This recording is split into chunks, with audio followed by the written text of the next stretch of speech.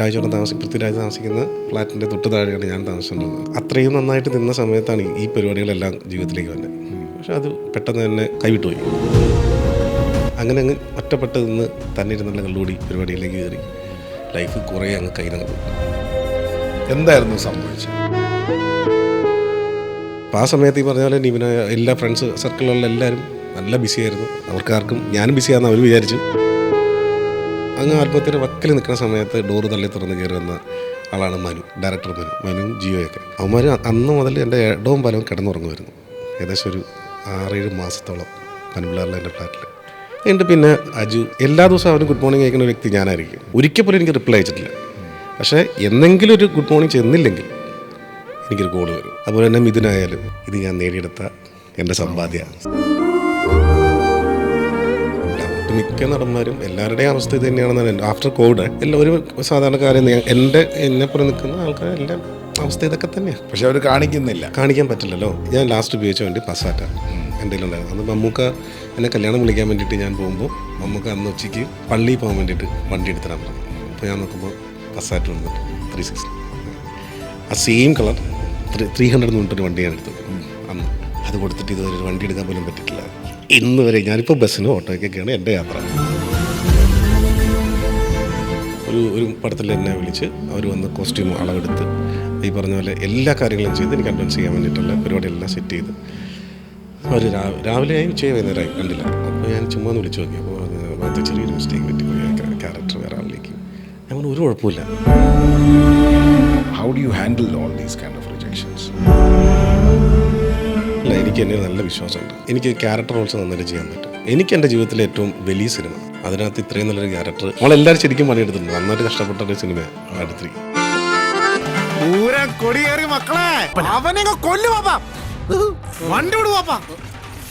ആംബുലൻസാ ഇനി വിട്ടുപോയി എല്ലാം കൂടി അതിനകത്ത് പോകേണ്ട വരും. ആദ്യം ഞാൻ തീരുമാനിച്ചത് ഞാൻ ഇതിനെല്ലാം ഫേസ് ചെയ്യുന്ന തീരുമാനിച്ചു. എന്ത് വന്നാലും ഇനി മുന്നോട്ടുള്ളത് ഞാൻ ഫേസ് ചെയ്യും. ഭഗത് എഴുതി വെച്ചു 2027 കയറുന്ന ഭഗത് എന്നോട് പറയുന്ന സ്റ്റേറ്റ്മെന്റ് പ്രഡിക്ഷനാണ്. എൻ്റെ ദൈവമല്ലേ, അങ്ങനെ ആവട്ടെ.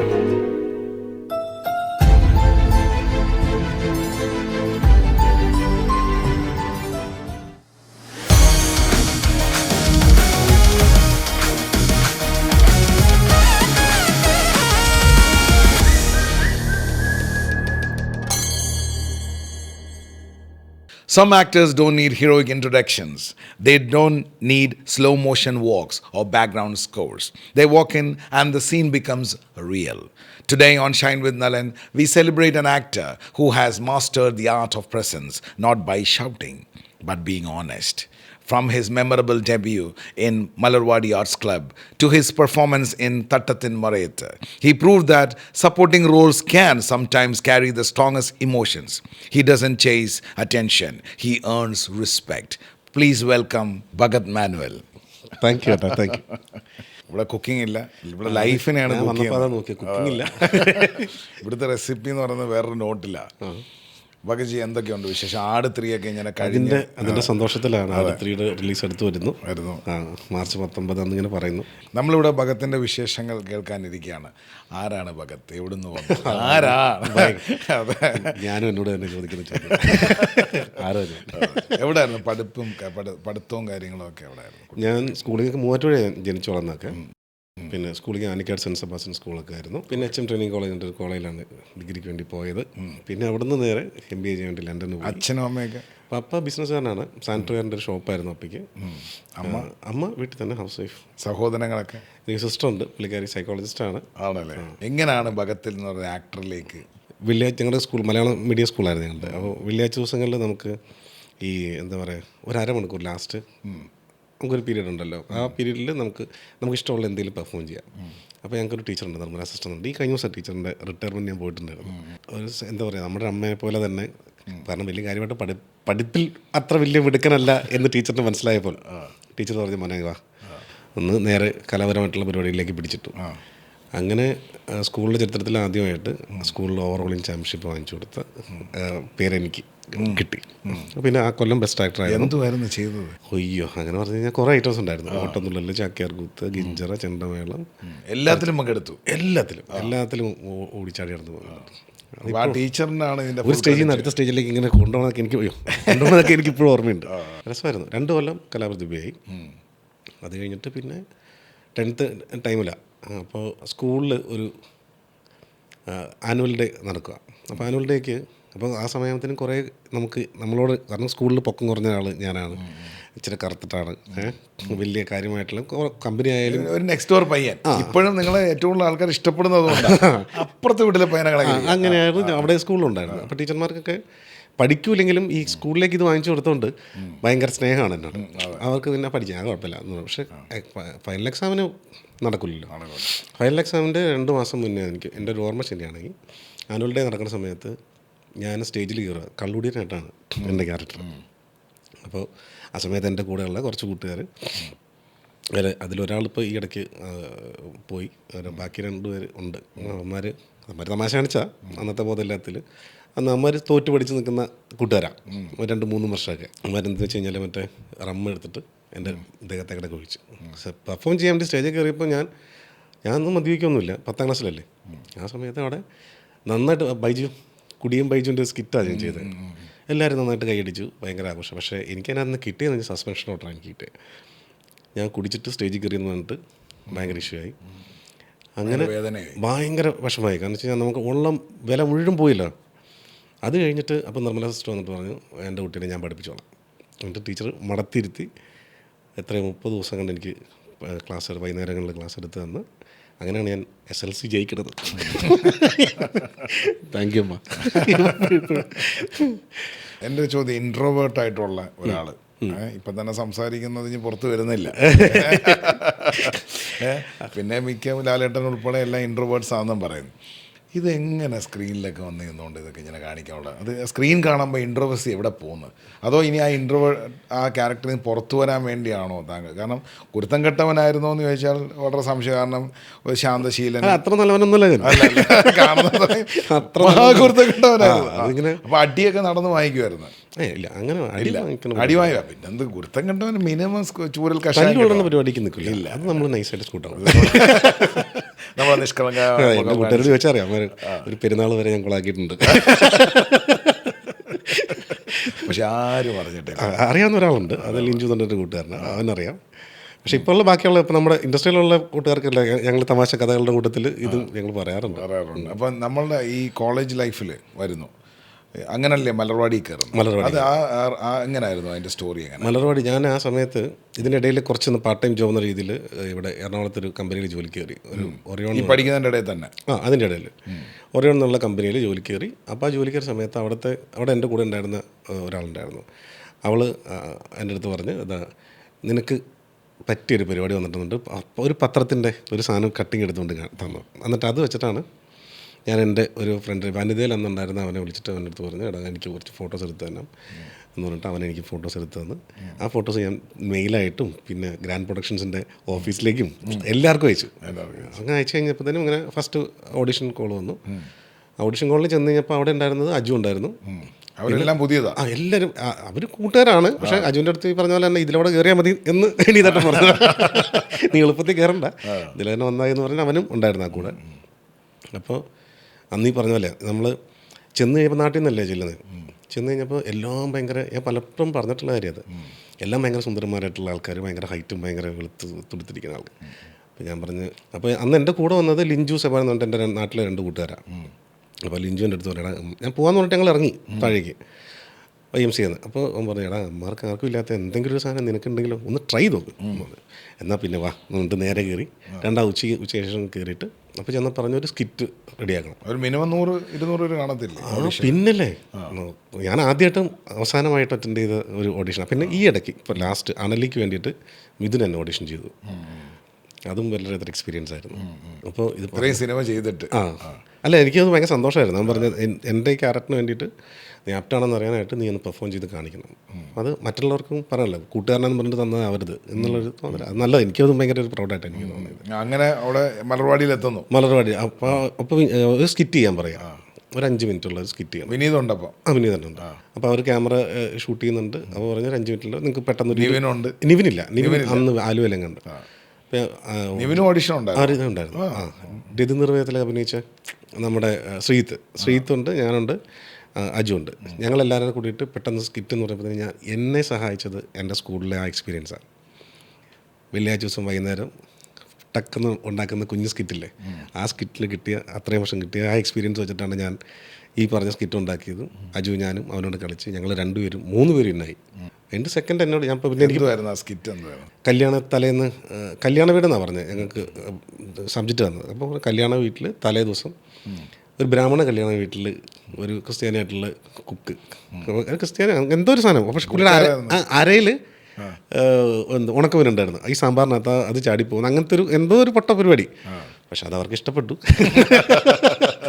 അങ്ങനെയാണ് ഉണക്കമീനിട്ട് സിനിമയിലേക്ക് വന്ന അങ്ങനെ സെറ്റിലേക്ക് വന്നു. നിവിനെ എവിടെ വെച്ചാൽ കാണുന്നത്? നിവിനെ ഞാൻ ഇവിടുന്ന് സെലക്ട് ആയിട്ട് പിന്നെ സെക്കൻഡ് റൗണ്ട് എനിക്ക് ചെന്നൈയിൽ വെച്ചിട്ട് വിനീതേട്ടൻ സ്പെഷ്യലായിട്ട് ചെയ്തു. കാരണം എനിക്ക് പെട്ടെന്ന് തന്നെ തിരിച്ചു പോകേണ്ട ടൈമായി. അപ്പോൾ ഞാൻ പറഞ്ഞു ഞാൻ ഓഡിഷന് കഴിഞ്ഞ് അപ്പം തന്നെ പിന്നെ ചെന്നൈ പോയി ഓഡിഷൻ ചെയ്തിട്ട് അവിടെ നിന്ന് സെലക്ട് ചെയ്തു. അപ്പോൾ ആദ്യം സെലക്ട് ചെയ്യുന്നത് തന്നെയാണ്. അവിടെ സ്കിറ്റായിരുന്നോ?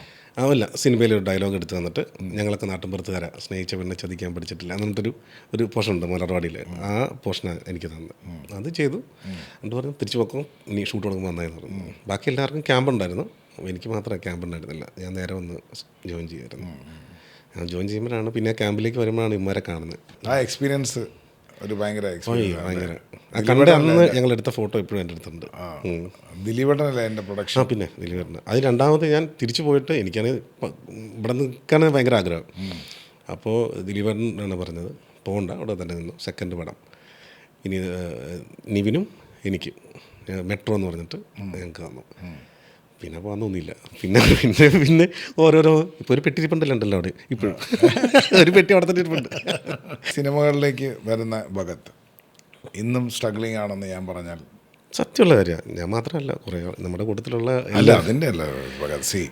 Struggling can happen. അതെ, ഭഗത്ത് ഇപ്പം എനിക്ക് തോന്നുന്നില്ല ഇൻഡസ്ട്രിയിൽ തലേ തൊട്ടപ്പന്മാരുള്ള ഒരു നടനാണോ എന്ന് എനിക്കറിയില്ല. ഒന്നത്. പിന്നെ രണ്ടാമത് നല്ല ബ്രേക്കുകൾ കിട്ടി വന്നൊരു നടൻ. അത്യാവശ്യം ഓഫ് സ്ക്രീനിലായാലും ഓൺ സ്ക്രീനിലായാലും ഒരു ഓഫ് മോഡ് മെയിൻറ്റെയിൻ ചെയ്ത് എല്ലാ ജനങ്ങൾക്കും ഇന്നറിയാവുന്ന എല്ലാ വീട്ടമ്മമാരായാലും ശരി, വീട്ടിലെ സുഹൃത്തുക്കൾക്കായാലും ശരി, എല്ലാവർക്കും പ്രിയങ്കരനായ ഒരു എല്ലാവർക്കും എൻ്റെ ഫേസ് അറിയാം, എൻ്റെ പേരറിയില്ല. സത്യമുള്ള അറിയാം. എല്ലാവർക്കും കണ്ടിട്ടുണ്ടല്ലോ മറ്റേ സിനിമയിലൊക്കെ ഇങ്ങനെ. ഇപ്പം ഈ സിനിമാ വേൾഡിലൂടെ ട്രാവൽ ചെയ്ത് പോകുമ്പോൾ ഈ പറഞ്ഞ പല മൂവീസിലും ഞാൻ പരിചയത്തിൻ്റെ പുറത്ത് വിളിക്കുക, അഭിനയിപ്പിക്കുക. പലരും റിന്യൂമറേഷൻ പോലും തരാതെ ഗൂഗിൾ പേ ചെയ്തോളാം എന്ന് പറയും, പൊയ്ക്കോളാൻ പറയും. അങ്ങനെയൊക്കെ അനുഭവങ്ങളുണ്ടായിരുന്നു. അതൊക്കെ ഇഷ്ടം പോലെ ഉണ്ട്. അത് അവരുടെ ഒരു ഗതികേട് എന്ന് പറയാമല്ലോ. ഒരു പ്രോഡക്റ്റ് പുറത്തേക്ക് കൊണ്ടുവരാൻ വേണ്ടിയിട്ട് അവർ പ്രൊഡക്ഷൻ സൈഡ് കഷ്ടപ്പെടുമ്പോൾ അവർക്ക് എത്തിപ്പെടാൻ പറ്റുന്നില്ല എന്ന് എത്രയോ കമ്പനികളുണ്ട്. അങ്ങനെ ഭഗത്തിൻ്റെ നല്ലൊരു മനസ്സായിട്ട് ഞാൻ നല്ല മനസ്സല്ല, ഞാൻ ഉള്ളിപ്പിരാകുണ്ട്. അമ്മയുടെയും അച്ഛൻ്റെയൊക്കെ സപ്പോർട്ട് എങ്ങനെയാണ് ഇൻഡസ്ട്രി? അയ്യോ, അവരിപ്പോൾ രണ്ടുപേരും ഭയങ്കര സപ്പോർട്ടീവാ. അതിന് ഭാര്യയായാലും മക്കളായാലും എല്ലാവരും ഭയങ്കര സപ്പോർട്ടീവ്. അവരും സെയിം, ഞാൻ സ്ട്രഗിൾ ചെയ്യുമ്പോൾ അവരും സ്ട്രഗിൾ ചെയ്തുകൊണ്ടിരിക്കുകയല്ലേ. അപ്പോൾ നമ്മൾ രക്ഷപ്പെട്ടാലാണ് അവർക്കും രക്ഷയുള്ളൂ. എങ്ങനെയായിരുന്നു ഈ മലർവാടിക്ക് ശേഷമുള്ള ജേണി? അതിങ്ങനെ വെസ്റ്റേൺ കട്ട്സ് പോലെ ഇങ്ങനെ. ലൈഫൊക്കെ എങ്ങനെയാണ് കാണുന്നത്? ഒന്നും കാണാൻ പറ്റുന്നൊരവസ്ഥയിലല്ല ഉള്ളത്. ഇതെല്ലാം അടക്കുന്നിറങ്ങി എല്ലാം ഒന്ന് സെറ്റായി വരണം. ഇപ്പോൾ ഒരു എന്താ പറയുക, വീണ്ടും സ്റ്റാർട്ട് എന്നുള്ള സമയമാണ് ഇപ്പോൾ നടന്നുകൊണ്ടിരിക്കുന്നത്. ഈ സിനിമാ അഭിനയം മാത്രമായി കൊണ്ടുപോകുമ്പം പ്രൊഫഷണലി നേരിടുന്ന പ്രതിസന്ധികൾ എന്തൊക്കെയാണ്? നമുക്ക് പ്രതിസന്ധി എന്ന് പറഞ്ഞാൽ ഫിനാൻഷ്യലി ഫാമിലി എല്ലാം മീറ്റ് ചെയ്യണമല്ലോ.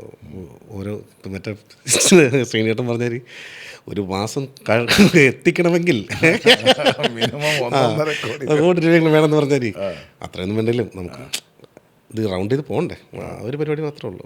പക്ഷെ അത് എങ്ങനെയൊക്കെയോ തമ്പുരാൻ അനുഗ്രഹിച്ച് ഇങ്ങനെ കറക്റ്റ് സമയം നിനക്ക് ആവശ്യമുള്ള സമയത്ത് നിനക്ക് സഹായം അയക്കുന്ന തമ്പുരാൻ പറഞ്ഞ പോലെ തന്നെ കൃത്യമായിട്ട് എനിക്ക് സഹായം അയച്ചു തരുന്നുണ്ട്. അതെനിക്ക് കാണാൻ പറ്റുന്നുണ്ട് എവിഡൻ്റായിട്ട്. ഇതൊരു നല്ല മനസ്സിൻ്റെ ചേട്ടൻ ഓൾസോ. അല്ലെങ്കിൽ ഒന്ന് ആലോചിച്ച് നോക്കിയാൽ നമ്മൾ ഒരു ഫുഡ് ഒരു സൂര്യ ടി വിയുടെ ഒരു ഫുഡ് പരിപാടിക്ക് വേണ്ടിയിട്ട് വന്ന് അന്ന് അവിടെ വെച്ച് പരിചയപ്പെട്ട് എന്നിട്ട് ചേട്ടൻ പറയുകയാണെങ്കിൽ ഇങ്ങനെ ഒരു ഓപ്പർച്യൂണിറ്റിയിലേക്ക് വരണം എന്ന് പറയുമ്പോൾ ഡെഫിനറ്റ്ലി അതൊക്കെ ഒരു വലിയൊരു കാര്യമല്ലേ. പ്രാർത്ഥിക്കാം എന്ന് പറയാം, പക്ഷേ പ്രാർത്ഥിച്ചാൽ മാത്രം പോരാ, പ്രാർത്ഥനയോടൊപ്പം തന്നെ പണിയെടുക്കണം.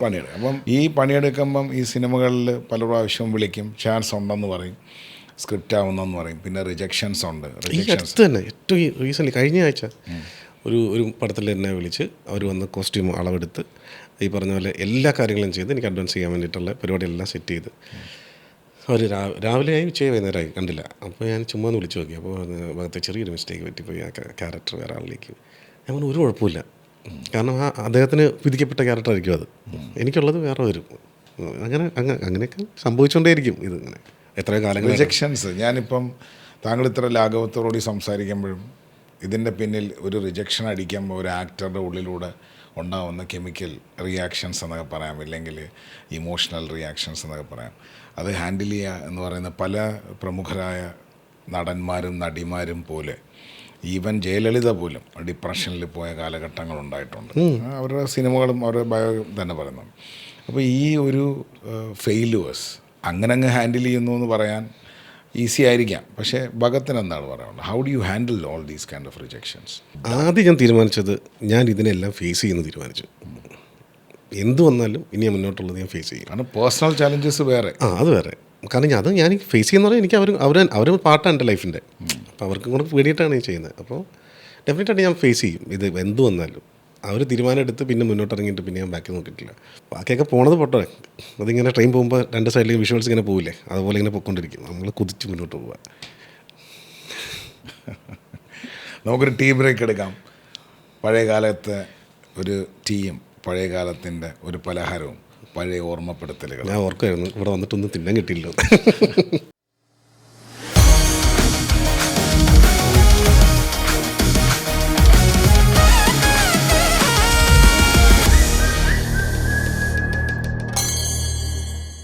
Welcome back. നമ്മളിവിടെ മധുരസേവ അറിയാം? പിന്നെ അല്ല മധുരസേവ പൊടി നമ്മളെ ഇതൊക്കെ ഇന്നിപ്പോൾ ആൾക്കാർക്ക് ഇതിൻ്റെ പുറത്തുള്ള കോട്ടിങ്ങിനാണ്. ഇത് കടനമാവാ, അറിയോ? അറിഞ്ഞോ? കഴിച്ചു. എനിക്കിത് അധികം കഴിച്ചാൽ നെഞ്ചിടി, അസിഡിറ്റി ഉണ്ട്. വെന്ത വെളിച്ചെണ്ണ കുടിച്ചാൽ മതി. വെന്ത വെളിച്ചെണ്ണ മണ്ണാക്ക് പുള്ളിപ്പോലെ. എൻ്റെ മുത്തേ വെന്ത വെളിച്ചെണ്ണ എന്ന് പറഞ്ഞാൽ hot pressed virgin coconut oil. Okay. അല്ലാണ്ട് വെന്തോണ്ടിരിക്കുമ്പോഴത്ത് കഴിക്കാന്നല്ല.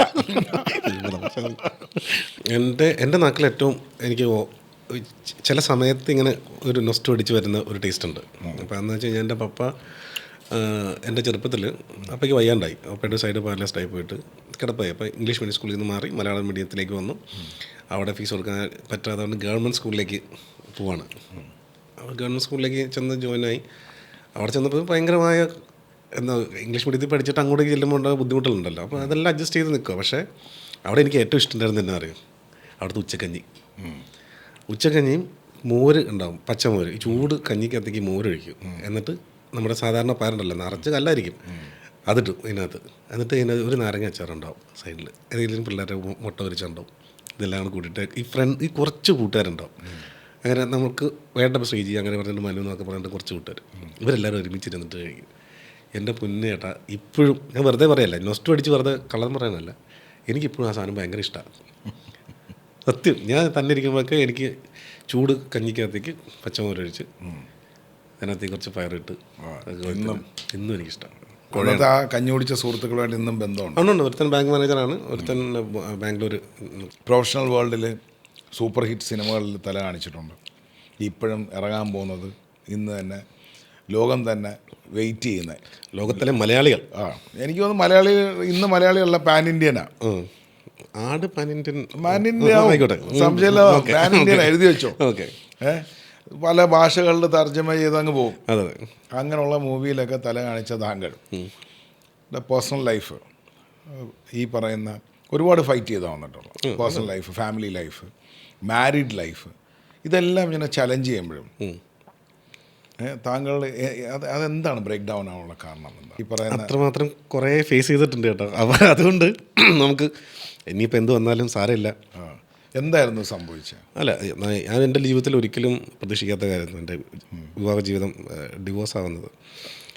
ഫസ്റ്റ് എൻ്റെ കാര്യം. അപ്പോൾ അതിനകത്ത് എനിക്ക് ആക്ട്രസ് ആയിരുന്നോ? അല്ല, പുള്ളിക്കാരിയാണ്. എറണാകുളത്ത് തന്നെയുള്ള കുട്ടിയാണ്. കല്യാണം കഴിച്ചത് സിനിമയ്ക്ക് ശേഷമല്ലേ? അതെ, സിനിമയ്ക്ക് ശേഷമാണ് ഞാൻ കല്യാണം കഴിച്ചത്. അതിലെത്ര കുട്ടികൾ? ഒരാൾ. ആളിപ്പോൾ എൻ്റെ കൂടെ ഉണ്ട്, വീട്ടിലുണ്ട്. അത് ഒരിക്കലും പ്രതീക്ഷിക്കാത്തൊരു കാര്യമായിരുന്നു. കാരണം നമ്മൾ ഭയങ്കര പ്രയർഫുള്ളായിട്ട് ജീവിച്ചു വന്നൊരു കുടുംബം. അപ്പനാണെങ്കിൽ ഭയങ്കര കരിസ്മാറ്റിക്, പണ്ട് നക്സലായിരുന്ന അപ്പൻ കരിസ്മാറ്റിക്കായി മാറി. അങ്ങനെയുള്ള അപ്പൻ്റെ മകനായിട്ട് വളർന്നു വന്നിട്ട് പെട്ടെന്ന് ഇങ്ങനെ ഒരു ബ്രേക്ക് ഉണ്ടാകുമ്പം അങ്ങ് പിടിച്ചാൽ കിട്ടിയില്ല. അപ്പോൾ പിന്നെ കള്ളുകൂടി, നോർമൽ പരിപാടിയിലേക്ക് കയറി കള്ളു കുടിച്ച് ഞാൻ ഫുൾ അലമ്പായി. ഫാമിലി ലൈഫ് തകർന്നതിന്റെ ഭാഗം ഡിവോഴ്സ് ആയി എൻ്റെ പേരിൽ ഞാൻ അറിഞ്ഞില്ല. അങ്ങനെ കുറേ ഇഷ്യൂസ് ഒക്കെ ഉണ്ട്. എന്തെങ്കിലും പേഴ്സണലി ഇരിക്കുമ്പോൾ ഞാൻ പറഞ്ഞുതരാം. അങ്ങനെ അത് പോയതിന് ശേഷം ഭയങ്കര ലവ് മാരേജ് അല്ലായിരുന്നു. ലവ് മാരേജ് ആയിരുന്നു.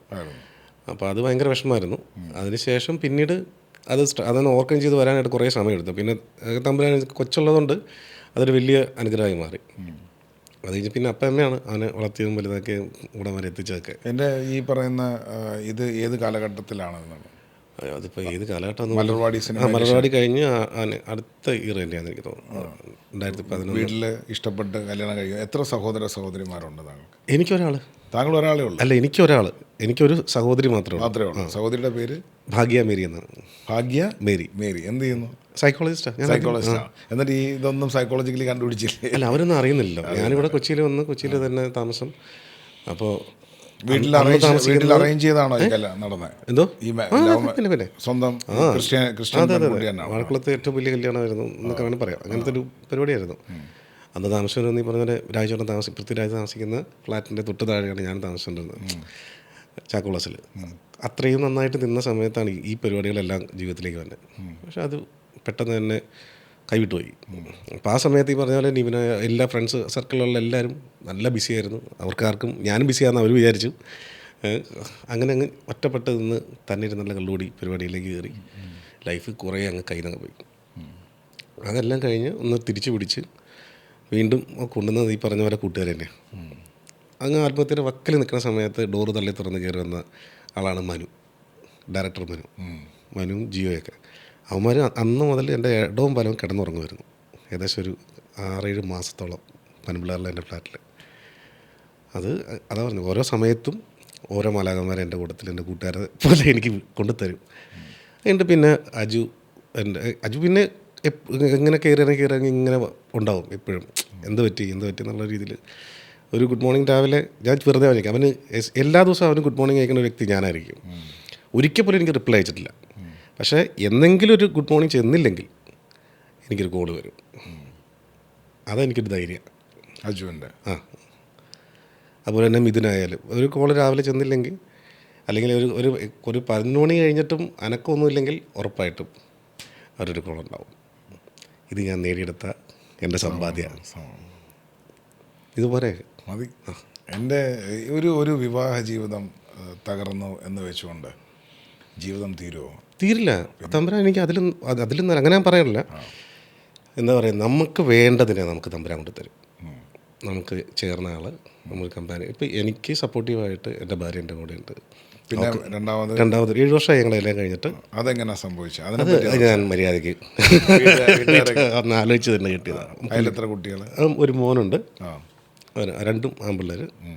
മൂത്തയാൾ 7ാം ക്ലാസ്, രണ്ടാമത്തെ 4ാം ക്ലാസ്സിൽ. രണ്ടുപേരും ഒരുമിച്ചുണ്ട്? ഇല്ല, മൂത്തയാൾ ചെറുപ്പം തൊട്ട് ഇവിടെയാണ്, തൊടുപുഴയാണ് പഠിച്ചുകൊണ്ടിരുന്നത്, വില്ലേജിൽ. അവൻ അവിടെ തന്നെ, അമ്മയുടെ അച്ഛൻ്റെ കൂടെ. അവിടെ തന്നെ. സുഖമില്ലാണ്ടായി. അത് കഴിഞ്ഞതിൻ്റെ മുമ്പത്തെ ഓണത്തിന് അമ്മയ്ക്ക് വയ്യാണ്ടായി. അയ്യോ ഒന്നും പറയണ്ട. എല്ലാവരോടും പറയാം, സ്വന്തം അപ്പനമ്മമാർക്ക് ഇൻഷുറൻസ് എടുത്ത് വെച്ചോ, ഇല്ലെങ്കിൽ പെട്ടു. എൻ്റെ ഫ്രണ്ട്സ് ഉണ്ടായിരുന്നുകൊണ്ട് മാത്രമാണ് എൻ്റെ അമ്മ ഇപ്പോൾ ജീവിച്ചിരിക്കുന്നത്. അല്ലെങ്കിൽ എൻ്റെ അമ്മനെ ഒന്നും പറയണ്ട, വല്ലാതായിപ്പോയി. ആഫ്റ്റർ കോവിഡ് എങ്ങനെയൊക്കെയോ തപ്പിത്തറിഞ്ഞ് വരുമായിരുന്നു. അപ്പത്തിലുള്ള അമ്മയ്ക്ക് വയ്യാണ്ടാണ്, അതുകൂടി തകിടം പറഞ്ഞു. പിന്നെ ഈ പറഞ്ഞ ഫ്രണ്ട്സാണ് പിടിച്ചു നിർത്തിയതും ഇവിടം വരെ ഇപ്പോൾ ഈ മുന്നിൽ വരെ കൊണ്ട് നിർത്തിയതാണ്. ഇനിയിപ്പോൾ മുന്നോട്ടുള്ളത് ദൈവം അനുഗ്രഹിച്ച ഒരു കര കാണുന്നുണ്ട്. ആ കരയിലേക്ക് നന്നായിട്ട് അങ്ങ് തുഴയുക. ഇങ്ങനെ ഈ പറയുന്ന ഫിനാൻഷ്യൽ ലൈഫ് സിനിമയിൽ മാത്രം നിന്നിട്ട് സർവൈവ് ചെയ്യാൻ സ്ട്രഗിൾ ചെയ്യുന്നത് മണ്ടത്തരമാണോ എന്നാണ്? അല്ല, എനിക്ക് എന്നെ നല്ല വിശ്വാസമുണ്ട്. ഒരു ഹീറോ ലെവൽ പ്രോഡക്റ്റ് അല്ല ഞാൻ, എനിക്ക് നന്നായിട്ട് അറിയാം. ആര് പറഞ്ഞു? അല്ല, എനിക്കങ്ങനെ അല്ല, നമ്മളുടെ ഒരു ഇത് വെച്ചിട്ട്. പക്ഷേ എനിക്ക് ക്യാരക്ടർ റോൾസ് നന്നായിട്ട് ചെയ്യാൻ പറ്റും. ആ ഒരു നല്ലൊരു ബോധ്യം എനിക്കുണ്ട്. അത് വെച്ചിട്ട് അതിന് സാധ്യത ഇനി കിടപ്പുണ്ട്. ഹീറോ അങ്ങനെയുള്ള ആൾക്കാരെ കേട്ടെ ഓരോ മാസവും ഈ പറയുന്ന കണക്ക് ഇന്ന് ജനങ്ങൾ അടിസ്ഥാനപരമായി എത്ര ഡെവലപ്പ് ചെയ്ത് എന്ന് പറഞ്ഞാലും, ഞാൻ കഴിഞ്ഞ ദിവസം പറഞ്ഞ് ഈ കൂട്ടത്തിൽ 10-20 വർഷം മുമ്പ് ഒരു കുടുംബം എടുത്താൽ ആ കുടുംബത്തിലൊരു ജ്യേഷ്ഠനുണ്ട്, ഒരു അനുജനുണ്ട്, ഒരു അനുജത്തിയുണ്ട്, അല്ലേ? ഒരു അച്ഛനുണ്ട്, ഒരു അമ്മയുണ്ട്, ഒരു മാമൻ കാണും, മാമി കാണും. എത്ര പേർക്ക് EMI ഉണ്ടായിരുന്നു ഭഗത്? അതൊക്കെയാണ്. ഇന്ന് EMI ഇല്ലാതെ 1/3 ആളുണ്ടോ? അയ്യോ, വളരെ ചുരുക്കമായിരിക്കും അല്ലേ? അയ്യോ. അപ്പം ബേസിക്കലി 1/3 കടക്കാരനല്ലേ ഇന്നത്തെ സമൂഹത്തിൽ? ചേട്ടാ, അതിലൊരാൾ ഞാനാ. പിന്നെ ഭഗത്തിന് EMI ഉണ്ട്. പിന്നില്ലേ, EMI ഉണ്ട്, റെൻ്റുണ്ട്, പിള്ളേരുടെ ഫീസ്, ഇതെല്ലാം വരില്ലേ. ഒരു സിനിമ, പിന്നെ അതിൻ്റെ കൂട്ടത്തിലുള്ള എന്തോരം വേറെ എക്സ്പെൻസ് വരും. സിനിമയിൽ ഈ പറഞ്ഞ നടക്കുന്ന ഇനോഗ്രേഷനൊക്കെ ആൾക്കാർ 50,000-1 ലക്ഷം. അതല്ലേ എൻ്റെ പൊന്ന്. പക്ഷെ ഇപ്പോൾ ഏറ്റവും വലിയ ഇതായിപ്പോയത് ഇപ്പം ഈ ഇതൊക്കെ ഇറങ്ങിയപ്പോഴേ നമ്മളുടെ എല്ലാ ഇൻഫ്ലുവൻസേഴ്സും ആൾക്കാരൊക്കെ വന്ന് ഇപ്പോൾ ആൾക്കാർക്ക് ആളുകൾ ചെല്ലണ്ട, വീഡിയോ മതി. പണ്ട് നമ്മൾ ഒരു വിഷയം അയച്ചു കൊടുത്താൽ മതി. പണ്ട് നമ്മൾ അവർ കോളേജ് ചെന്ന് കഴിഞ്ഞാൽ നമുക്കൊരു വരുമാന മാർഗ്ഗം അത് സത്യത്തിൽ. നമുക്കൊരു വണ്ടിക്കൂലിയെങ്കിലും അവർ തരും. ഇതങ്ങനെയല്ലല്ലോ. അതേട്ടാ, ഒരു വീഡിയോ അയച്ചു തരുമോ ഞങ്ങളുടെ കോളേജിന്? ഞാൻ പിന്നെ നോ പറയാറില്ല. പറ്റുന്നതൊക്കെ ഞാൻ അങ്ങ് അയച്ചു കൊടുക്കും. പക്ഷെ എന്തെങ്കിലും കാണിക്കണം, എന്നെ വിളിക്കാതെ അങ്ങ് വിടും. കാരണം ഇന്നിപ്പോൾ ഇൻഫ്ലുവൻസേഴ്സിൻ്റെ കാലമാണ്. പിന്നെ അല്ലേ? ബേസിക്കലി അവർ നല്ല രീതിയിൽ റെന്യൂമറേഷൻ ഉണ്ടാക്കുന്നുണ്ട്. അപ്പം ഈ ഭഗത്തിന് ഇങ്ങനെ ഇൻഫ്ലുവൻസ് ചെയ്യുന്ന രീതിയിലുള്ള വീഡിയോസും കാര്യങ്ങളും. അല്ല, ഞാനൊരു യൂട്യൂബ് ചാനൽ തുടങ്ങാൻ പ്ലാൻ ചെയ്തിട്ടുണ്ട്. ഇത് കഴിഞ്ഞ പ്രാവശ്യം എന്നെ കണ്ടോ പറഞ്ഞില്ലേ? അതിനുള്ള പണികൾ ഞാൻ എൻ്റെ കൂടെ എടുത്തിട്ടുണ്ടായിരുന്നു. അപ്പോൾ ഒരു ട്രാവൽ പാർട്ണറൊക്കെ എനിക്ക് കിട്ടി. അപ്പോൾ അത് വെച്ചിട്ട് ഞാനിങ്ങനെ മുന്നോട്ടുള്ള മാർച്ചിൽ ഫസ്റ്റ് ഈ ആട് തിരികെ ഇറങ്ങുമ്പോഴും, കാരണം ഒരുപാട് കിടന്ന് കഷ്ടപ്പെടുന്ന, ഒരുപാട് സഫർ ചെയ്യുന്നതും ഫൈറ്റ് ചെയ്യുന്നതും എനിക്കറിയാം. ഇനിയിപ്പോൾ എന്ത് വലിയ ഗ്ലാമറാന്ന് പറഞ്ഞാൽ, അയ്യോ, ഈ ഗ്ലാമർ അല്ല ഉണ്ട്. സിനിമ ഇൻഡസ്ട്രി എന്ന് പറഞ്ഞാൽ ഭയങ്കര ഗ്ലാമർ ഫീൽഡാണല്ലോ, അല്ലേ? ചേട്ടാ, ഞാൻ ലാസ്റ്റ് ഉപയോഗിച്ച വണ്ടി പസാറ്റ എൻ്റെ കയ്യിലുണ്ടായിരുന്നു. അത് മമ്മൂക്ക എന്നെ കല്യാണം വിളിക്കാൻ വേണ്ടിയിട്ട് ഞാൻ പോകുമ്പോൾ മമ്മൂക്ക അന്ന് ഉച്ചയ്ക്ക് പള്ളിയിൽ പോകാൻ വേണ്ടിയിട്ട് വണ്ടി എടുത്തിടാൻ പറഞ്ഞു. അപ്പോൾ ഞാൻ നോക്കുമ്പോൾ പസാറ്റ വന്നിട്ട് 360, ആ സെയിം കളർ 300 എന്ന് പറഞ്ഞിട്ടൊരു വണ്ടി ഞാൻ എടുത്തു അന്ന്. കുറേ കാലം അത് കൊടുത്തിട്ട് ആഫ്റ്റർ കോവിഡിന് മുന്നേ, കോവിഡ് തുടങ്ങിയ സമയത്ത് കൊടുത്തു. അത് കൊടുത്തിട്ട് ഇതുവരെ ഒരു വണ്ടി എടുക്കാൻ പോലും പറ്റിയിട്ടില്ല ഇന്ന് വരെ. ഞാനിപ്പോൾ ബസ്സിനും ഓട്ടോയ്ക്കൊക്കെയാണ് എൻ്റെ യാത്ര. സാധാരണ ആൾക്കാർ ഇതെങ്ങനെയാണ് പറയുന്നതെന്നറിയാം. ഇങ്ങനെ ചിരിച്ചോണ്ടൊന്നുമല്ല, കഷ്ടപ്പാടുകളും വേദനകളും ഒക്കെ. അയ്യോ, ഇത് കഷ്ടപ്പാട്, നമ്മൾ അങ്ങനെയല്ല ജീവിച്ചേ. ഇടയ്ക്കല്ലേ ഈ നടന്നുള്ള സാധനം വന്നേ. അതിന് മുന്നേ ഞാൻ അങ്ങനെ അല്ലായിരുന്നോ? ഞാൻ ഈ ബസ്സിൽ ഓട്ടോയിലും സൈക്കിളിലും നടന്നുകൊണ്ടിരുന്നാണല്ലേ. അത് ഇടയ്ക്ക് വെച്ചിട്ട് ഇച്ചിരി പോഷ് കിട്ടിയത് പുറത്തുണ്ട്. അത് വേണമെന്ന് വാശി പിടിക്കാൻ പാടില്ല. വാശി പിടിക്കണം ഭഗത്ത് വാശി പിടിക്കണം. ഭഗത്തിൻ്റെ ഗ്രാഫ് എപ്പോഴും മുകളിലോട്ട് തന്നെ പോകണം. ഓരോ വർഷം ഭഗത്തിന് അത്രയും പൊട്ടൻഷ്യലുണ്ട് ജനങ്ങൾ. അല്ല, ഞാൻ തമാശയ്ക്ക് പറഞ്ഞെങ്കിലും ഞാൻ എൻ്റെ ലിവിങ് കോസ്റ്റ് കുറയ്ക്കാൻ വേണ്ടിയിട്ടും നമുക്ക് പിടിച്ചു വയ്ക്കാൻ വേണ്ടിയിട്ടുള്ള പരിപാടികളാണ് ഇതൊക്കെ. അൾട്ടിമേറ്റ് എന്ന് പറഞ്ഞാൽ ജീവാഗനുള്ള ആഗ്രഹം. അതല്ലേ നമ്മുടെ ആഗ്രഹം. അതിലേക്ക് വേണ്ടിയിട്ടാണ് പോകുന്നത്. അത് ഞാൻ മാത്രമല്ല, ഒട്ടുമിക്ക നടന്മാരും എല്ലാവരുടെയും അവസ്ഥ ഇത് തന്നെയാണെന്നാണ്. ആഫ്റ്റർ കോവിഡ് ഒരു സാധാരണക്കാരെ എന്നെപ്പുറം നിൽക്കുന്ന ആൾക്കാരെല്ലാം അവസ്ഥ ഇതൊക്കെ തന്നെയാണ്. പക്ഷെ അവർ കാണിക്കാൻ പറ്റില്ലല്ലോ. വലിയ വലിയ പ്രൊഡക്ഷൻ ഹൗസസ് ഭഗത്തിന് ഓപ്പർച്യൂണിറ്റീസ് എന്ന് പറഞ്ഞ് വിളിക്കാറുണ്ടോ? എനിക്ക് ഏറ്റവും വലിയതായിട്ട് തോന്നി ഫ്രൈഡേ ആണ്. അതെനിക്ക് മറക്കാൻ പറ്റില്ല. വിജയേട്ടനൊരു സംഭവമാണ്. വിജയേട്ടനും വിനയേട്ടനും അവരുടെ ഒരു സപ്പോർട്ട് ലൈഫ് സംഭവമാണ്. പുള്ളി ഒന്നും മറക്കത്തില്ല. നല്ലത് ചെയ്താലും മറക്കില്ല, മോശം ചെയ്താലും മറക്കില്ല. ജെന്റിൽമാൻ തിയറി എന്നൊക്കെ പറഞ്ഞാൽ. എങ്ങനെയാണ് ഈ പറയുന്ന ആടിൽ വന്നെത്തുന്നത്? മിഥുനാണ് എന്നെ ആട് 1ലേക്ക് കാസ്റ്റ് ചെയ്യുന്നത്. മിഥുനെ എങ്ങനെ പരിചയപ്പെടുന്നു? കുറേ വർഷങ്ങൾക്ക് മുന്നേ എൻ്റെ അടുത്ത് മലർവാടി ആ സമയത്തൊക്കെ തൊട്ടുള്ള ബന്ധങ്ങളാണ്.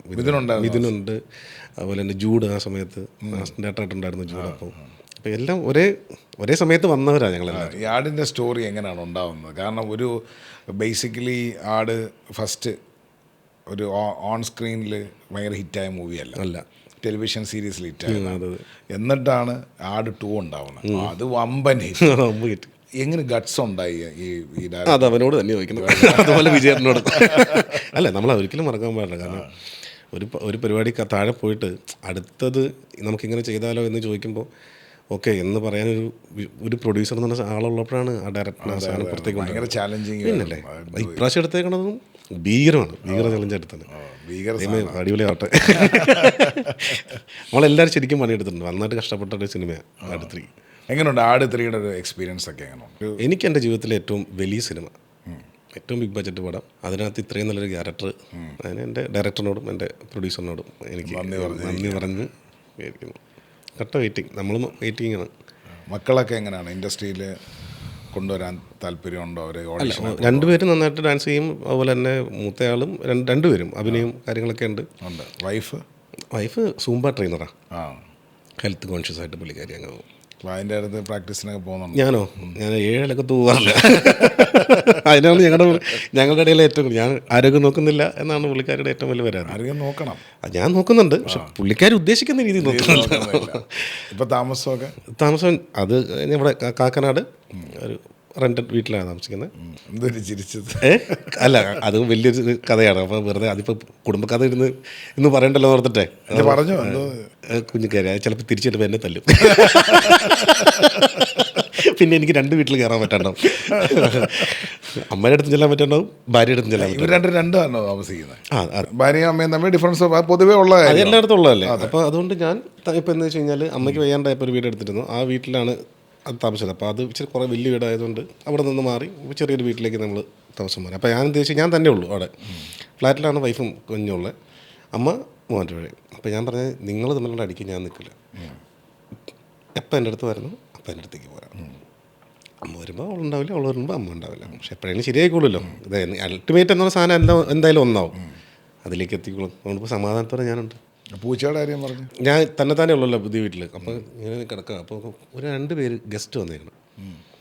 അപ്പം നോക്കുമ്പോൾ ഒരു അമ്മ പൂച്ച, ഒരു കുഞ്ഞു പൂച്ച. ഇപ്പോൾ ഈ ഷൂട്ട് ചെയ്യാൻ പറഞ്ഞപ്പോൾ അതാ ഞാൻ ഓർത്തത്. ഞാൻ വെറുതെ പോയിട്ട് അങ്ങനെ വിളിച്ചപ്പോൾ അത് വന്നു എൻ്റെ കയ്യിൽ വന്നിരുന്നു. കുറേ ഞാനിപ്പോൾ തന്നെ ഇതിന് വർത്താനം പറഞ്ഞ് ഇതിന് മനസ്സിലാവണ പോലെയൊക്കെ. അപ്പോൾ ഞാൻ ഓർത്ത് ദൈവമേ എനിക്കെന്തെങ്കിലും പറ്റുക. തള്ളപ്പൂച്ച കുഞ്ഞു പൂച്ച പെരക്കാത്ത സ്ഥിരമായിട്ടുള്ള അവർ താമസിക്കുന്ന വീട് പോലെയാണ് അവർ തുടങ്ങണത്. അപ്പോൾ ഞാൻ ചിലപ്പോൾ അവർ ഉണ്ടായിരിക്കും, ഇവിടെ നേരത്തെ താമസിച്ചവരായിരിക്കും, ഞാനായിരിക്കും ചിലപ്പോൾ ഇവിടുത്തെ അതിഥി എന്നുള്ള രീതിയിൽ ഞാൻ പറഞ്ഞ്. അന്നടിച്ച ബ്രാൻഡ് ഏത് ഇല്ല അത് ഞാൻ ആലോചിച്ചത് ഇത്രയും കാലമായിട്ടും കിക്ക് മാറാത്ത ഏത് സാധനം അന്നടിച്ചെന്ന് പറഞ്ഞു. അങ്ങനെ അമ്മ പൂച്ചയും അവർ വന്ന് അപ്പോൾ ഞാനൊരു മയണൈസ് ഇരിപ്പുണ്ടായിരുന്നു. പൂച്ചയ്ക്ക് മയണൈസ് കൊടുക്കാൻ പറ്റുമെന്ന് എനിക്കറിയില്ല. കൊടുത്തൂടാ. ഞാൻ കുറച്ച് കൊടുത്തു. പൂച്ച അവിടെ ഇങ്ങനെ ഉറങ്ങി കിടന്ന്. അപ്പം ഞാൻ വിചാരിച്ചതെന്ന് വെച്ച് കഴിഞ്ഞാൽ പൂച്ചയായിരുന്നു ആക്ച്വലി പറ്റ്. ഈ മയണൈസ് നിന്നിട്ട് അടിച്ച് കിണ്ടിയായിട്ട് പൂച്ച എങ്ങും പോയില്ല. ഞാനിപ്പോൾ ഇങ്ങനെ തടകുമ്പോൾ ഭയങ്കര കാര്യമായിട്ട് ഇങ്ങനെ മൊത്തമൊക്കെ ഉണ്ട്. പക്ഷെ പൂച്ച മയണൈസ് നിന്ന് തീർന്ന് കിടക്കുമായിരുന്നു. പിന്നെ വന്നിട്ടില്ല. കേരളത്തിലെ മലയാളികൾ പൂച്ചയ്ക്ക് പോലും മയോണൈസ് ആണ് കൊടുക്കുന്നത്. അത് മാറ്റുക. പൂച്ചയ്ക്ക് മയോണൈസ് അല്ല. ദൈവത്തോർത്ത് ഇത് പുറത്ത് പറയുന്നത്, ഇത് പുറത്ത് വിടുന്നത്. ഇത് ചിക്കൻ കൊടുക്കാൻ വേണ്ടിയാണ് ചെന്നത്. അപ്പോൾ ചിക്കൻ കൊടുത്തതിൻ്റെ കൂട്ടത്തിൽ കുറച്ച് മയോണൈസ് മുക്കി കൊടുത്തു. അതെന്തോ ചിക്കൻ കൊടുക്കാൻ KFC ആണോ? അല്ല, മറ്റേ അൽഫാമും മയോണൈസും പൂച്ചയ്ക്ക് വരെ കൊടുക്കുന്ന ഭാഗത്താണ് നമ്മളെ മുമ്പിലിരിക്കുന്നത്. ഇനി നന്നായി കൂടെ ചിക്കൻ മാത്രം കൊടുത്താൽ പോരെ? വെറുതെ കൊടുത്താൽ ടേസ്റ്റ് ഉണ്ടാവും. ആര് പറഞ്ഞു ടേസ്റ്റോ? ആ പൂച്ചയുടെ പേരെന്ത് വല്ല അത് മലയാളി പൂച്ചയാണെന്ന് വിചാരിച്ചോ? അപ്പോൾ അതുകൊണ്ട് പക്കം പോയി കൊടുത്തു. എന്ത് ചെയ്യും? ബ്ലൂ ക്രോസ് കേട്ടാൽ ഭഗത്തിൻ്റെ പേര് കേസെടുക്കും. ചേട്ടാ ദൈവത്തെ ഓർത്ത് ഉള്ള കേസൊന്നും ഒതുക്കിത്തുള്ളൂ. അല്ല, ആ കുഞ്ഞിപ്പൂച്ച ഇപ്പോഴും ഉണ്ട് എൻ്റെ കൂടെ, വീട്ടിലുണ്ട്. തള്ളയും വരും, വൈകുന്നേരം ആകുമ്പോൾ അവർ വരും. പക്ഷേ ദൈവത്തെ ഓർത്ത് അതിന് മയോണൈസ് കൊടുക്കരുത്. ഇല്ല, ഞാൻ അന്നത്തോടെ മനസ്സിലായി ആ സാധനം കൊടുത്തിട്ടാണ് അത് കിക്ക എന്നുള്ളത് മനസ്സിലായി. അതുകൊണ്ട് ഞാൻ ഈ പറഞ്ഞു ഫോർ ദ ഇൻഫർമേഷൻ. അങ്ങനെ ഏതെങ്കിലും പൂച്ചകൾ വരാണെങ്കിൽ അവർക്ക് മയോണൈസ് കൊടുക്കരുത്. രക്ഷപ്പെട്ടു. നമുക്ക് അറിവില്ലായ്മ കൊണ്ട് സംഭവിച്ചതാണ്. അതിൽ നിന്ന് ഞാൻ മനസ്സിലാക്കി. ഞാൻ എല്ലാം അങ്ങനെയാണ് ലൈഫിൽ എല്ലാം പണി കിട്ടിയേ പഠിക്കും. ഇനി അത് വേണ്ട. കേസൊന്നും എടുക്കല്ലേ. പപ്പ ഇവിടെ ഉണ്ടാവും, സന്തോഷമായിട്ടിരിക്കുന്നു. പപ്പയ്ക്കൊരു ബിസിനസ് ചെറിയ ഇതുണ്ട്. അപ്പം അതൊക്കെ ആയിട്ട് പപ്പ മക്കളെ മോനെ നോക്കി. മൂത്താൾ അവിടെ പഠിക്കുന്നത്. അവനാണ് അവരെ നോക്കണേ. കാണാറുണ്ടോ? ആദ്യത്തെ വൈഫിനെ പോയി കാണാറുണ്ടോ? അവൻ പോയി കാണും. അതിന് നമ്മളെന്തിനാ അത് അവൻ്റെ അമ്മേനെ കാണുന്നതിനെ നമ്മൾ നിഷേധിക്കാൻ പാടില്ല. അതെന്ന് വെച്ച് കഴിഞ്ഞാൽ നമ്മൾ ആരും ഞാൻ പൊതുവേ ഞാൻ എൻ്റെ വീട്ടിൽ അവരോട് കുറ്റം പറഞ്ഞിട്ടില്ല. അവരാണേലും മോൻ്റെ അടുത്ത് എൻ്റെ ഒരു കുറ്റവും പറഞ്ഞിട്ടില്ല. അപ്പോൾ അതുകൊണ്ട് തന്നെ അവന് 2 പേരുടെ സ്നേഹമുണ്ട്. 2 പേരുടെ അടുത്തും പോവുകയും ചെയ്യും. അപ്പോൾ അമ്മയുടെ കൂടെ സ്പെൻഡ് ചെയ്യാൻ ടൈം പോയിക്കോട്ടെ. No issues. അപ്പോൾ നമുക്ക് റാപ്പിഡ് ഫയറിലേക്ക് പോവാം. റെഡിയല്ലേ? റെഡി.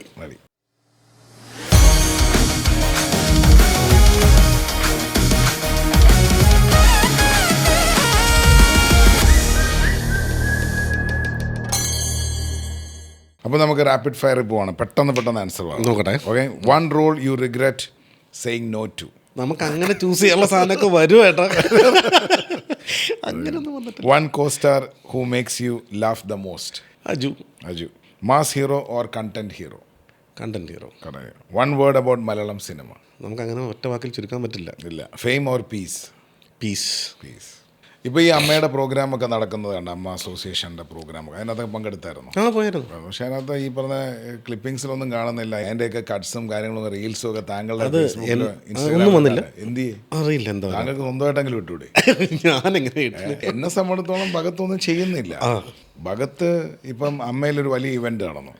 ഇപ്പൊ കൈലാസ് ഉൾപ്പെടെ മീഡിയയിലൊന്നും അങ്ങനെ മീഡിയ ഉണ്ടാവണം. ഇപ്പോൾ കൈലാസ് ഇപ്പോൾ വലിയ സിനിമകൾ ഉണ്ടോ എന്ന് ചോദിച്ചാൽ എനിക്കറിയില്ല. വലിയ സ്ക്രീൻ ഫിലിംസിലാണ്. പക്ഷേ കൈലാസ് ലൈം ലൈറ്റിലുണ്ട്. കൈലാസ് എക്സിക്യൂട്ടീവ് കമ്മിറ്റിയിലുണ്ട്. എന്തിലുണ്ടെങ്കിലും പിന്നെ വന്നതല്ലേ. ഞാൻ അവിടെ ഫുട്ബോൾ കളിക്കാൻ കയറി, ക്രിക്കറ്റ് കളിക്കാൻ കയറി. എന്നിട്ട് എന്ത് ഒരു ഫോട്ടോ ഉണ്ടോ? ഒന്നും വന്നില്ല. അതെന്താ വരാത്ത? താങ്കൾക്ക് ക്യാമറയില്ലേ? ഞാൻ ഫുട്ബോൾ കളിക്കുമ്പോൾ ക്യാമറ പിടിച്ച് നടക്കാം. ഒരാളെ കൊടുത്താൽ പോലെ ഒരു ഫോട്ടോ എടുക്കാൻ. ഇപ്പൊ ഇവിടെ നമ്മൾ സംസാരിച്ചുകൊണ്ടിരിക്കുന്നത് ബോബനല്ലേ ഫോട്ടോ എടുക്കാൻ? അങ്ങനെ ചിന്ത പോവില്ല ഏട്ടാ. അത് എടുക്കണം. എടോ, താനിക്ക് രക്ഷപ്പെടണമെന്ന് ആഗ്രഹമൊന്നുമില്ലേ? രക്ഷപ്പെടണം ആഗ്രഹമുണ്ട്. പക്ഷേ ഈ ഒരു ഏരിയ ഉണ്ടല്ലോ, ആ ഒരു ഏരിയ ഭയങ്കര, ആ ഒരു ഏരിയ പിടിക്കണം. കാരണം പണ്ട് ഒരു സ്റ്റോറി ഉണ്ട്. ഭയങ്കര ഈശ്വര അധീനമുള്ള ഒരു ഈശ്വരനെ ഭയങ്കരമായിട്ട് സ്നേഹിക്കുന്ന ഒരു തോമസ് എന്ന് പറഞ്ഞ ഒരാളുണ്ടായിരുന്നു. അയാളെന്ന് പറഞ്ഞാൽ രാവിലെ എണീറ്റ് പ്രാർത്ഥന, ഉച്ചയ്ക്ക് എണീറ്റ് പ്രാർത്ഥന, രാത്രി എണീറ്റ് പ്രാർത്ഥന, പ്രാർത്ഥനയോട് പ്രാർത്ഥന. ഞാൻ അങ്ങനെ പ്രാർത്ഥന കേട്ടോണം. മാനുവലിൻ്റെ കാര്യമല്ല, ഭഗത് മാനുവലിൻ്റെ കാര്യമല്ല, തോമസിന്റെ അങ്ങനെ ദൈവം ഇയാളിങ്ങനെ നോക്കിക്കൊണ്ടിരിക്കുക. അപ്പോൾ പെട്ടെന്നൊരു വെള്ളപ്പൊക്കം ഉണ്ടായി. എന്തുണ്ടായി? വെള്ളപ്പൊക്കം. ഭയങ്കര വെള്ളപ്പൊക്കം. ആ കാറ്റ് മഴ എല്ലാം അടിച്ചു പോകാൻ നേരത്ത് ഒരു വെള്ളം വന്നു. അപ്പോൾ പറഞ്ഞു, ഹല്ലേലൂയ, ദൈവമേ നീ വന്നാലേ ഞാൻ വരത്തോളം എന്ന് പറഞ്ഞു. അപ്പം വെള്ളം അങ്ങ് പോയി. അപ്പം പിന്നെ കുറച്ച് കഴിഞ്ഞപ്പോഴത്തേക്ക് ഈ ഒരു വേറെ അതിനകത്തൊരു തടി കഷ്ണം ഒഴുകി വന്നു. പറഞ്ഞിട്ട് അവിടെ നിന്ന് ആൾക്കാരോട് തടി കഷ്ണം കയറാ, രക്ഷപ്പെടാ എന്നാണ്. ഭഗവാനെ യേശുവെ നീ വന്നാലേ ഞാൻ ഇവിടുന്ന് പോകത്തോളം എന്ന് പറഞ്ഞു. തടി കഷ്ണം ഒഴുകിയങ്ങ് പോയി. ലാസ്റ്റ് നേവിക്കാർ ഹെലികോപ്റ്ററിൽ വന്നു. പോയി മറ്റേ ഏണിയൊക്കെ തൂക്കിയിട്ട് കയറി രക്ഷപ്പെടാൻ പറഞ്ഞു. ഞാൻ എന്നും പ്രാർത്ഥിക്കുന്ന എൻ്റെ ദൈവം എൻ്റെ മുമ്പിൽ പ്രത്യക്ഷപ്പെട്ടാൽ മാത്രമേ ഞാൻ വരത്തോളം എന്ന് പറഞ്ഞു. ഹെലികോപ്റ്ററും പോയി. ലാസ്റ്റ് വെള്ളം കയറി അങ്ങ് പരലോകത്തിലെത്തി. പരലോകത്തിലെത്തിയപ്പോഴത്തേക്ക് ഇങ്ങനെ ദൈവത്തിനോട് ഇയാൾ ഇങ്ങനെ കെറിവിച്ച് ചെയ്യുക. ദൈവം എന്ത് പറ്റി? ചുമ്മാരി അല്ല, എന്ത് പറ്റി പറ തോമസേ, നിങ്ങൾ മിണ്ടൊന്നും വേണ്ട. പറഞ്ഞു തോമസ് കാര്യം പറഞ്ഞ് ഞാൻ നിങ്ങളൊരു വലിയ വിശ്വാസിയാണെന്ന് അറിയാമോ? പറഞ്ഞ് അറിയാം. എന്നിട്ട് എനിക്കൊരു അപകടം പറ്റിയപ്പോൾ നിങ്ങളവിടെ പ്രത്യക്ഷപ്പെട്ടോ? ഓഹോ. പ്രൊജക്ടർ ഓൺ ചെയ്യാൻ പറഞ്ഞു. പ്രൊജക്ടർ ഓൺ ചെയ്യുമ്പോൾ ഞാൻ ആ തടിക്കഷ്ണമായിട്ട് വന്നു, നീ കണ്ടില്ലേ? കയറാൻ പറഞ്ഞോ? ഞാൻ ആ വള്ളമായിട്ട് വന്നു, നീ കണ്ടില്ലേ? കയറാൻ പറഞ്ഞോ? ഓഹോ. ഹെലികോപ്റ്റർ വിട്ട് നിന്നെ വിളിക്കാൻ കയറാൻ പറഞ്ഞോ? അപ്പോഴത്തേക്ക് പറഞ്ഞ് നീ പിന്നെ എന്ത് വിചാരിച്ച് ഞാൻ ഫ്ലൂട്ടുമായിട്ട് മറ്റേ മയിൽപ്പീലിയൊക്കെ വെച്ച് നീല വേഷമൊക്കെ കെട്ടി ഡാൻസും കളിച്ച് എന്നെ രക്ഷിക്കാൻ പറ്റും? അതേപോലെ ജീവിതത്തിൽ ഇങ്ങനെ ഓരോ ഇൻസിഡൻസ് ഉണ്ടാവും. ഈ ഇൻസിഡൻസിനെ അങ്ങ് ക്യാപ്ചർ ചെയ്യുക, ഇതൊക്കെ സോഷ്യൽ മീഡിയയിൽ ഇടുക. ഒരു വളരെ ഫേമസ് നടൻ്റെ മുമ്പിലാണ് ഞാനിരിക്കുന്നതെന്ന് എനിക്കുറപ്പുണ്ട്. ഞാൻ പറഞ്ഞത് ഞാൻ ഭഗത്തിനെ ഇൻഫ്ലുവൻസ് ചെയ്യാനോ ഈ പറഞ്ഞ എന്നെ കഴിഞ്ഞ പ്രാവശ്യം കണ്ടപ്പോഴും ഇത് തന്നെയായിരുന്നു. ഒരു മണിക്കൂർ എന്നെ ഉപദേശിച്ചു, പക്ഷെ ഒരു ഗുണം ഉണ്ടായില്ല. അതിന്റെ വിഷമത്തിൽ ഞാനിപ്പോ ഹെലികോപ്റ്ററായിട്ട് വന്നു. ഇതിലെങ്കിലും ഒന്ന് പിടിച്ച് മലർവാടി. പിന്നെന്തായിരുന്നു? തട്ടത്തിൻ മറയത്ത്. ഈ മലയാള സിനിമയിൽ പേരെഴുതിയിട്ടുള്ള എല്ലാ ഈ ആട് എന്ന് പറയുന്ന ഇനിയിപ്പോൾ കോളിളക്കം സൃഷ്ടിക്കാൻ പോകുന്ന പടം ആണ്. എല്ലാത്തിനകത്ത് ഈ മനോഹരമായ മോന്തയുണ്ട്. ദൈവം അതിനെല്ലാം അനുഗ്രഹിച്ച് തന്നിട്ടുണ്ട്. ഇനി സോഷ്യൽ മീഡിയയിൽ കത്തിക്കുക. താങ്കൾ ഈ നിങ്ങളാണ് കത്തിക്കുന്നത്. അതിൻ്റെ അല്ല, അവർക്ക് നിങ്ങളെ ഇഷ്ടമാണ്. ഇപ്പം ഞാൻ പറഞ്ഞില്ലേ, പലരും ഭഗത്തിനെ പറ്റി എൻ്റെ അടുത്ത് പറയുന്നത് Bhagat is just like a next door boy to us. തൊട്ടപ്പുറത്തെ വീട്ടിൽ നിവിൻ്റെയും പ്രത്യേകത അതാണ്. നെക്സ്റ്റ് ഡോർ ബോയ് ആയിരുന്നു നിവിൻ. മനസ്സിലായില്ലേ? ഇപ്പം നിവിൻ അതിനുശേഷം ഇനി കൊലമാസ് റോളൊക്കെ പോയപ്പോഴാണ് നെക്സ്റ്റ് ഡോർ ബോയിൽ നിന്നും മാസ് ഹീറോയിലോട്ടൊക്കെ പോയത്. പക്ഷേ ആ നിവിൻ്റെ ഒരു ജനപ്രിയ നായകനാണ്. ആ ബേസിക്കലി എന്നെ സംബന്ധിച്ചിടത്തോളം ഞാൻ ഭഗത്തിൻ്റെ ആരുമല്ല, ഭഗത്തിൻ്റെ റിലേറ്റീവോ ഈ ഒരു സൗഹൃദമുണ്ടെന്നല്ല. പക്ഷെ ആ നിവിൻ്റെ ജെസ്റ്റേഴ്സും നിവിൻ്റെ ഒരു ലുക്കും ഈ പറയുന്ന ആ ഒരു പ്രൊഫൈലൊക്കെ തന്നെയാണ് ഭഗത്തിനും ഉള്ളത്. ഇതിപ്പോൾ അല്ലെന്നാലും പറയട്ടെ. പക്ഷെ അത് പിടിച്ച് ഭഗത്ത് മുമ്പോട്ട് പോവുക. ഭഗത്തിൻ്റെ പ്രതിസന്ധികളെല്ലാം ഭഗത്തെ എൻ്റെ ഈ പറയുന്ന ചെയറിൽ വന്നിരുന്നിട്ടുള്ള ഓരോ 12 എപ്പിസോഡ് കഴിഞ്ഞാണ് ഞാൻ ഓരോരുത്തർക്കും ഓരോ പ്രൊഫസി പറഞ്ഞിട്ടുണ്ട്. ഭഗത്ത് എഴുതി വെച്ചു. ഭഗത്ത് ഇവിടുന്ന് ഇറങ്ങി ഈ എപ്പിസോഡ് റിലീസ് ചെയ്ത് കഴിയുമ്പോൾ ഭഗത്ത് ഞാൻ പറയുന്ന കാര്യങ്ങൾ ചെയ്താൽ ഈ ന്യൂ ഇയർ 12 മണിക്ക് ഭഗത്ത് തന്നെ വിളിക്കും. 2027 കയറുന്ന ഭാഗത്ത് എന്നോട് പറയുന്ന സ്റ്റേറ്റ്മെൻറ്റ് ഒരു പ്രഡിക്ഷനാണ്. ചേട്ടാ, this year was one of the most blessed year in my life and I am blessed with a better year in advance and that is 2027. Mark my word. എൻ്റെ ഡീലല്ലേ? അങ്ങനെ ആവട്ടെ. നമ്മളുടെ സോഷ്യൽ മീഡിയ നമ്മളുടെ lime ലൈറ്റിനെ എപ്പോഴും handle ചെയ്യാൻ പറ്റും. ഞാൻ സിനിമയിൽ അഭിനയിച്ചിട്ടല്ല, പാവപ്പെട്ട എൻ്റെ ജനങ്ങൾ എന്നെ അത് സ്നേഹിക്കും. വേറെ അത് ഞാൻ അവർക്കൊന്നും പാരി കൊടുത്തിട്ടുമില്ല. നമ്മളെ സംബന്ധിച്ചിടത്തോളം അവർക്ക് എന്തോ നമ്മളെ ഇഷ്ടമാണ്. അപ്പോൾ അവര് ഇവിടുത്തെ ഡയലോഗ് അവർക്ക് എന്തോ എന്നെ ഇഷ്ടമാണ്. അത് സിനിമയാണ്, ഇത് റിയൽ ലൈഫ്. നമ്മൾ റിയൽ ലൈഫിൽ കണ്ടാലും ഇപ്പോൾ പലരും വന്നിട്ട് സെൽഫി എടുക്കണം, ഫോട്ടോ എടുക്കണം എന്ന്. നമ്മൾ കഴിയുന്നതും നമ്മൾ അവരുടെ കൂടെ നിന്ന് എടുക്കാൻ ശ്രമിക്കും. കാരണം നമ്മൾ ഒരുപാട് കഷ്ടപ്പെട്ടാണ് നമ്മൾ. ഞാനും അങ്ങനെയൊക്കെ തന്നെ കേട്ടോ, ആര് വന്നാലും അവരോട് നിൽക്കും. അതെ, ഭഗത്ത് ചെയ്യേണ്ട ഒരു കാര്യം, ഭഗത് മാനുവൽ എന്ന് പറയുന്ന ഈ പേര് ഈ വരുന്ന 6 മാസത്തിൽ ഓക്കെ ഇന്ത്യ അറിയപ്പെടുന്ന ബാനറിലായിരിക്കണം. എൻ്റെ ദൈവമേ, ഞാൻ വളരെ സീരിയസ് ആയിട്ടാണ് പറഞ്ഞത്. എൻ്റെ കൂടെ വന്നിട്ട് പോയിട്ടുള്ള ഇപ്പോൾ മണികണ്ഠനെ വിളിച്ച് ചോദിച്ചാൽ മതി. മണികണ്ഠനെ വിളിച്ച് ചോദിക്കാം ഓരോരുത്തരെയും എങ്ങനെ ഉണ്ടായിരുന്നു. ഇത് ഭയങ്കര വാക്കുകൾ വിശ്വസിക്കുന്ന 2027 അങ്ങനെയാണെങ്കിൽ ഓക്കെ എനിക്കൊരു ചീസ് കേക്കും ഒരു ബ്ലാക്ക് കോഫിയും വാങ്ങിച്ചു തരണം. വേറെ ഒന്നും വേണ്ട. ഉറപ്പായിട്ട് ജനങ്ങൾക്ക് ഇഷ്ടപ്പെട്ട ആൾക്കാരുടെ സൗഹൃദങ്ങളും സ്നേഹവും വിശേഷങ്ങളും അറിയിപ്പിക്കുക. ഒരു എന്തായാലും പരിപാടി തുടങ്ങി. എന്നത്തേക്ക് ലോഞ്ച് ചെയ്യും? മാർച്ച് 23 ഒക്കെ ആയിട്ട്. മാർച്ച് 23 ഭഗത്തിന്റെ അങ്ങനെയല്ല, ഞാൻ ഒരു മാർച്ച് ലാസ്റ്റൊക്കെ പോയി വരില്ല. എനിക്ക് ഡേറ്റ് ആണ്. അങ്ങനെയാണെങ്കിൽ ഏപ്രിൽ 25 ഏപ്രിൽ 25 ഫസ്റ്റ് ഏപ്രിൽ 25 ഈ എപ്പിസോഡിന്റെ ഈ റീല് സെപ്പറേറ്റ് കട്ട് ചെയ്തിടാൻ എഡിറ്ററോട് പറയുകയാണ്. ഏപ്രിൽ 25 ഭഗത് മാനുവലിന്റെ ഒരു എപ്പിസോഡെങ്കിലും ഞാൻ ഒരു എപ്പിസോഡ് എങ്കിലും എന്നല്ല, അല്ല എപ്പിസോഡെല്ലാം ഷൂട്ട് ചെയ്തല്ലേ വരുള്ളൂ. 10 എപ്പിസോഡ് ഷൂട്ട് ചെയ്തിട്ട് വേണ്ട ഒരെണ്ണം റിലീസ് ചെയ്യാം. അതെ, അപ്പോൾ അത് പരിപാടി ഉണ്ടാവും. ഏപ്രിൽ 25 ആ ട്രാവലോഗ് റിലീസാകുമ്പോൾ ഇനിയിപ്പോൾ എൻ്റെ വാക്കിന് വിലയില്ലാതാക്കരുത്. ഇല്ലില്ല. അപ്പം നമ്മൾ കോവിഡ് സമയത്തെല്ലാം നമ്മുടെ കരിയറും എല്ലാം ഫ്ലോപ്പായി. നമ്മളിപ്പോൾ കരിയറിൻ്റെ ഡെവലപ്മെൻറ്റ് സ്റ്റേജിലാണ്. ഫ്യൂച്ചർ പ്രോജക്ട്സ് എന്തൊക്കെയാണ്? ചേട്ടാ, ഞാൻ ആ സമയത്തൊക്കെ വെറുതെ ഇരുന്നില്ല. അപ്പം എല്ലാ ദിവസവും എന്തെങ്കിലും ജോലി എടുത്തില്ലെങ്കിൽ എനിക്കൊരു അപ്പം നമുക്കൊക്കെ ഉള്ളൊരു പ്രശ്നമല്ലേ, ഒരു പണി എടുത്തില്ലോ എന്ന് തോന്നിപ്പോകുന്ന ഒരു അവസ്ഥ ഉണ്ടാകാൻ പാടില്ല. അപ്പോൾ അതുകൊണ്ട് ഞാൻ എന്ത് വെച്ചാൽ ഞാൻ ഇപ്പോൾ അജുവൊക്കെ പറഞ്ഞാൽ നീ എഴുതി തുടങ്ങും. അപ്പോൾ അങ്ങനെ ഓരോ കഥകൾ ഉണ്ടാക്കി. അപ്പോൾ ഞാൻ ഇങ്ങനെ കുഞ്ഞു കുഞ്ഞു കഥകൾ പറയുമ്പോൾ ഇമാർക്ക് ഇഷ്ടമാണ്. അപ്പോൾ അങ്ങനെ ഒരു കഥ പറഞ്ഞപ്പോൾ അവന് ഇഷ്ടമായി. പിന്നെ വേറെ തോട്ട് വരുമ്പോൾ അതിങ്ങനെ പറയും. അപ്പോൾ അങ്ങനെ പറഞ്ഞ് കുറച്ച് പരിപാടികൾ ഞാൻ സെറ്റ് ചെയ്ത് വെച്ചിട്ടുണ്ട്.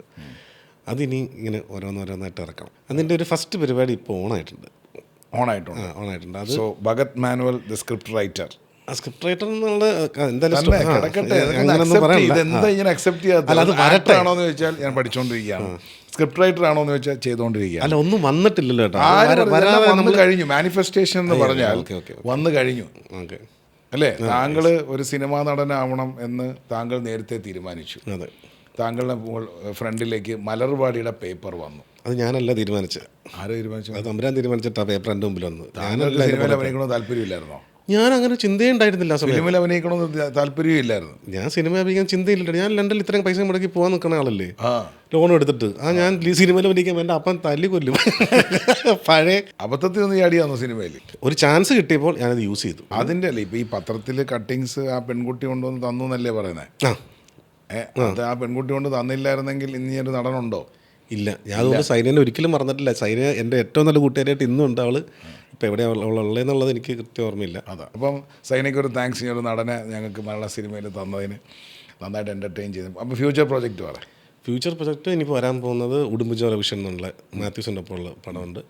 പിന്നെ മിഥുൻ്റെ അണലി എന്ന് പറഞ്ഞൊരു സീരീസ് വരാനുണ്ട്. മനുവിൻ്റെ ഐസ് എന്ന് പറഞ്ഞ സീരീസ് വരാനുണ്ട്. ഇതിനകത്തെല്ലാം നല്ല ക്യാരക്ടേഴ്സ് അമ്മമാർ തന്നിരിക്കുന്നത്. പിന്നെ ഉള്ളത് വല എന്നുള്ള പടം.